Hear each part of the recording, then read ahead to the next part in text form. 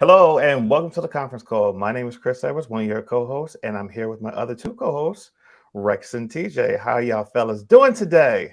Regular. I'm good. Regular, degular, and good. That's okay with me. So Mm-hmm. we're here to talk about history unearthed, why Americans are unaware of world history. And I'm gonna just turn it over to you, Rex. I think you should lead this I discussion. feel like I'm making history right now with this mug, girl. And that earring. Mm, 2 weeks in Somebody a took row. my picture. Nah. So I really think this is a good topic because I see a lot of conversation about like why other countries don't like America. And so then TJ mentioned something the other week when he talked about um, why other countries don't want Americans to visit when we did the travel episode. And We even ain't Chris shit. mentioned that you're gonna have to get a visa. You got to get a visa now to go to all these different places. So I was just thinking to myself, well, why is that, right? And so part of that I think is because Americans operate from a place of superiority when it comes to other cultures and countries. And Yes. I feel like we struggle with respect in general. Yes. So I thought it would be interesting to hear what you fellas have to say about what all we could think the problem may be. I I agree with you. I think that Americans feel superior. One, they feel entitled, and they're not willing to learn other people's history, more or less Right, American history. I right. mean, we're currently going through a Hello. phase right now where, I mean, let's just take Florida as an example, Oh no. where they're looking at slavery. It was not a negative thing; it was a positive thing where slaves learned trades and it was able to better themselves despite the fact that they were brought here against their will. They were Killed, sexualized, raped, abused, maimed. killed, everything. I Um, don't understand why people don't recognize the danger in creating those kinds of narratives. Like the things you learn to survive, like keep your life, is very different than choosing a trade to learn. yeah, but yeah, I mean, we don't even want to learn American history, more or less learn about other civilizations and how this world has evolved because America is a very young country. We're Yeah, one of the youngest countries in the world.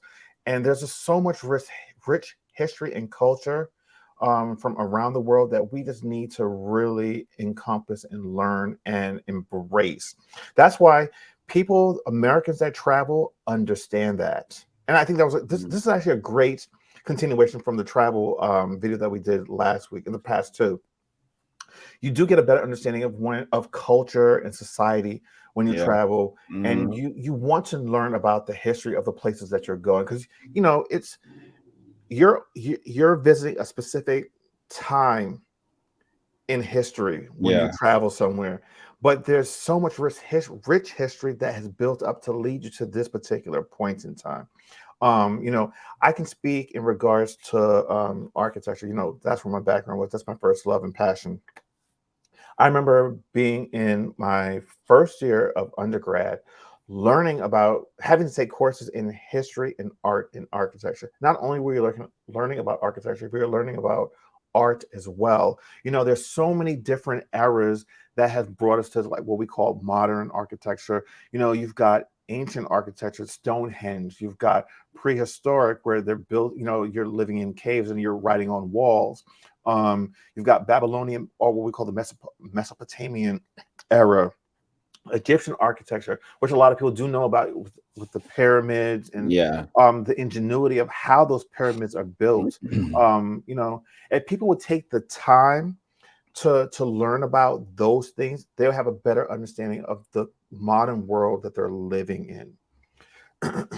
Yeah, I agree with that. And I really, I think one of the key problems is something that you mentioned earlier, which is the education that we receive as Americans. And I think that we focus so heavily on American history and like, the way And America was not founded, even but not just even real. the real American history. What'd you say, Right. Nero? Exactly what you just We have to said. say the same thing. Oh, yeah, it's like it's not even the real American history. It's a fictionalized narrative that creates some idea that American America has this rich tapestry of it, and it does, but it also has a grim side as well. So Absolutely. I think that you can't expect people to grow up with realistic perspectives about other people when they don't have one about who they are. It's just like the false narrative that Christopher Columbus discovered America. No, the Indians were here way before you guys were. You didn't discover anything. You just happened to drop on this Really. rock. Right. I You swear. you lost your way and accidentally bumped into this country. That's the truth about it. I don't understand how people say they discover anything on Earth because it was already here. I So if mean, you say, I could see that you say that you were an original visitor, but like, Or you stumbled across something. right. yeah, hey, look what's over here, that kind of thing. But whatever. But I wanted to also kind of move towards like, what do you think the influence of media and pop culture has been on how Americans perceive themselves in relation to other countries? Negative. Uh, Go ahead, TJ. I think we do, and by we I mean American movie makers, filmmakers, etc. I think we do a fantastic job of putting out propaganda. I think we do a great job of showing, for instance, take any um, war movie, army movie, Hmm. police centered movie, anything that deals with like military. All of these movies are so great. But the reality is it is trash. Right. and yeah, it's like, oh my god, this movie on the Civil War or World War One or World War Two or whatever. I'm like, girl, Do you have any idea how many Americans really believe that the Civil War was over states' rights? too many, I'm sure. Like, you would be amazed at how many.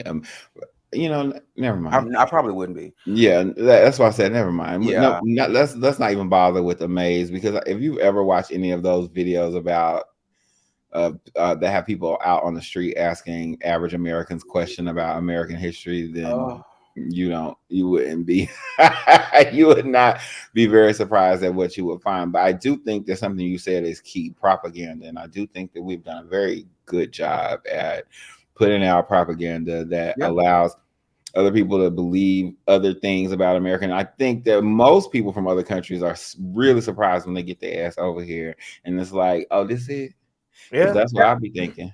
Listen, And I've been here already. listen.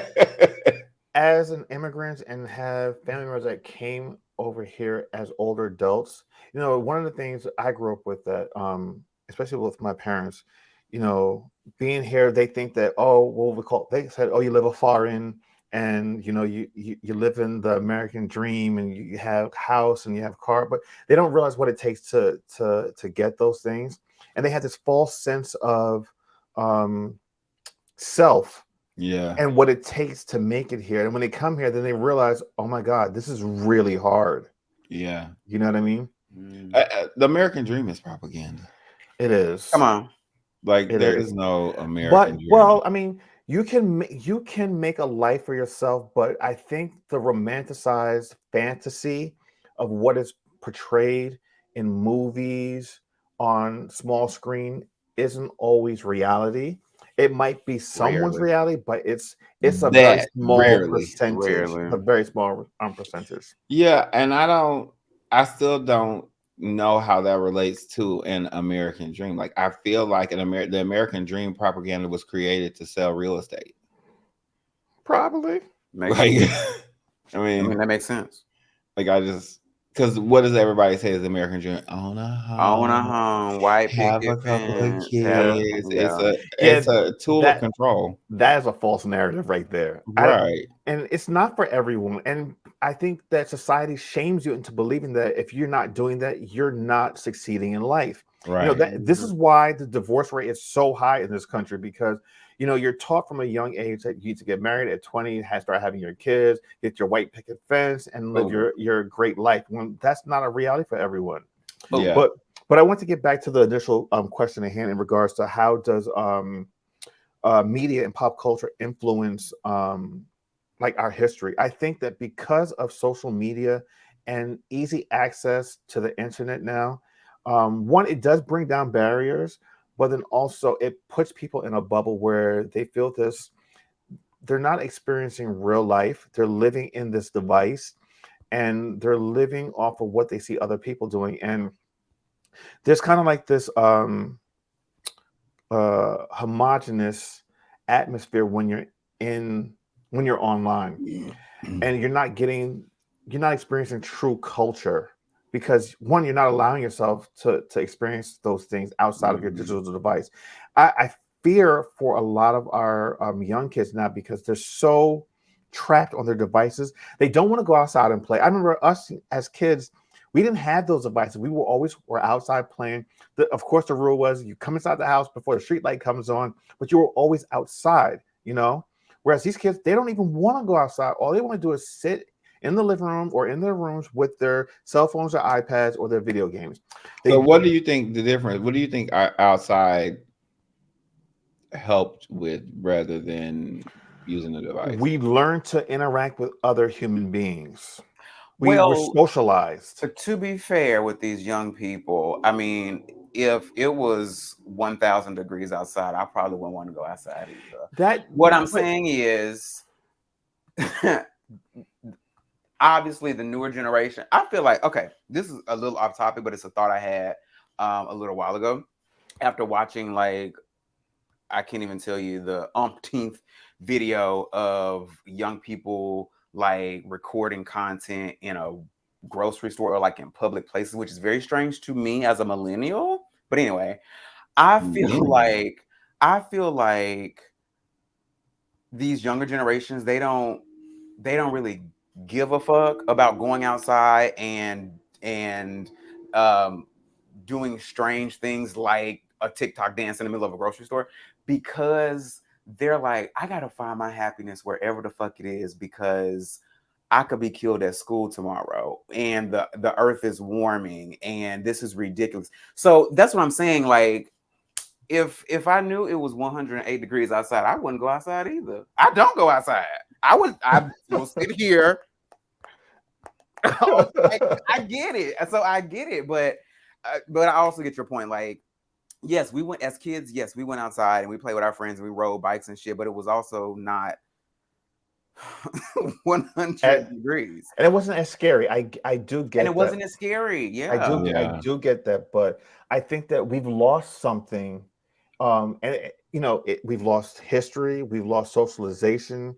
I think everyone just feels secluded and isolated, and people are not doing research anymore. And I think that's another thing too. Well, but if People we're just talking about the social media, I mean, sorry to interrupt, Chris. Mhm. If we're talking about the social media thing or the internet and access, like I would feel like that would give people more of a greater ability to understand and or view other cultures. I know it may not be a full representation of that culture, but it may at least expose them to new things and new ways of life and that sort of thing. You Yes, would think but so, you are talking about Americans. yeah. Yeah. All And right. the other thing too is if you're not learning these things, like in say the classroom, you're less willing to go outside and do the research, because the classroom, or I say the real world where you live in your space, is an extension of that classroom in the education. I remember as a in my teens in high school, one of the things for my social studies class, we had to every week get the paper and do a little synopsis of what was happening in the world. So we were forced to look at the Mhm. news, to read the newspaper, to know what's going outside of our individual communities, and to get a broader understanding of world topics and world views. Whereas they're not doing that now. I mean, they're not even willing to teach them about slavery. They're not willing to teach them about current events. They want to indoctrinate you on white And America and continue what to indoctrinate you. on Yeah. what American history is, the curated American history. Mm-hmm. So there's just a lot going. It stems from our social constructs that we have now, with education, and not teachers not being able to teach, because honestly now schools they've become daycares where teachers are just trying to manage the different um, behaviors of kids. I, I was going to say something, but it's further off topic, and I feel like we're kind of already off topic. So I feel like we maybe need to have another episode about like different generations and stuff, because I feel like We we have can. a lot to say about that, and I certainly do have a lot to say about that. But continue, Yeah. No, that's really it. because I don't want to go down that road. Because again, it's not the topic that we're talking about today. Rex is making notes for the next topic. Of course. That's next week's recording. Yeah. Go ahead, Rex. Put us back on track. Yeah, so if we want to get back on track, which I feel like is becoming increasingly difficult with you two dementia patients, that the next thing that we were kind of really headed towards was just kind of understanding how important it is to have like a sense of global awareness. And I do think that the internet and social media has a place in that fight against like American obtuseness, right? But Mm. I also believe that because pop culture from America is so pervasive globally, that it creates a secondary challenge, because not only are we unaware of what a lot of other countries or how a lot of other countries perceive us, we're also unaware of why that may be, right? And so when you Yes. go to new places and you encounter people and they recognize that you're American, because undoubtedly they will, um you're like, oh, why are they acting this way? Or why is, a lot of places you'll go, if you're an American, they're nice to you, right? But Mhm. some Not places anymore. they, Not they don't anymore. really It's like, and it's like, it's we really have to take time to understand like why that is and why they think what they think about us. Not that we have to combat, their problem, because I think it's important for them to be as aware of us as we are of them. But I think that there's a lot of damage control that needs to happen on the side of Americans specifically, because I just feel like we go places and we complain and we want to visit all these new places, and it's like, Mhm. why isn't this like at home? I can do this, and this is really inconvenient, and I didn't expect for it to be like this. Right. I'm guilty of that as well.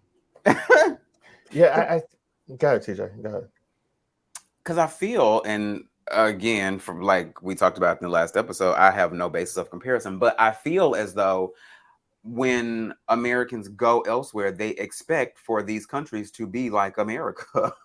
And it's like, girl, why would you think that? Like you're not in America, you're not in the USA. Like you're in a different country that has different customs, different cultures, different Absolutely. people, different Yeah. like what? Like it just ugh. And this is always for me, like when I see other people traveling abroad, like it's a fear. Like people don't realize, like when you go abroad, you have to actually be conscious of the customs and rules and laws in other countries, because this is where a lot of Americans get themselves in trouble. I think people here have like these entitlement that, oh well, it's my right to do whatever I want to do, you can't Mhm. tell me, this and that. And then you go overseas, you try that bullshit with other people, they'd be like, Yeah. you know what, nope, click clink, they Yeah. lock your ass Mhm. up. And you do not want to be locked up abroad, and that's a series, for those that don't know. That's a Or you don't want series. to be abroad locked up. Yeah. That's a series? It was a series, Yeah. yeah, locked up abroad. Oh no. Yeah, I Yeah. don't think it's current now. It was something back in the day, but Was it National Geographic or something? probably, yeah. Oh Something my. like that. But what I will say is, to add to what you said about like something real simple can get you fucked up in another country. Like Yeah. Yeah. we've seen that. Remember back in the day when the guy got caned for like spray painting a building, and even with photography, like it's illegal to take people's picture without their permission in some Yeah. countries. Like And Mm. some countries don't allow you to bring drones. I remember. So here's something about like the Middle East and like Dubai. People always acknowledge that they have very low crime rate, but there's a reason for that. If you're caught stealing in a lot of those Middle Eastern countries, do you know what the penalty for that is? They You chop off get your your hand hand. chopped off. You Yeah. get your hand chopped off. So it's like, and then certain cultures, women, they have to remain covered up. So you have to be just aware of where you're going. I always tell people when you're traveling to another country, get familiar with their customs and their laws, because what you don't want to do is go over there and offend anybody, Right. or put yourself in a situation where you don't know how to get help. And then especially if you don't speak the language, you can put yourself in a lot of hurt. Like some of the things that we do as Americans, like when people travel within the states, they jump up on things, on monuments, even though there are clear signs that says stay, keep off monuments or whatever. They go and do it because they want to go viral and they want to put on social media. Try that crap overseas. Cops are right there. They will lock you up. As they should. They will lock you up, and they're not going to ask questions. There's signs that says, do not do these things. But a lot of them, they see that you're tourist, or you're not from here. They'll say something like, please observe the customs in this area.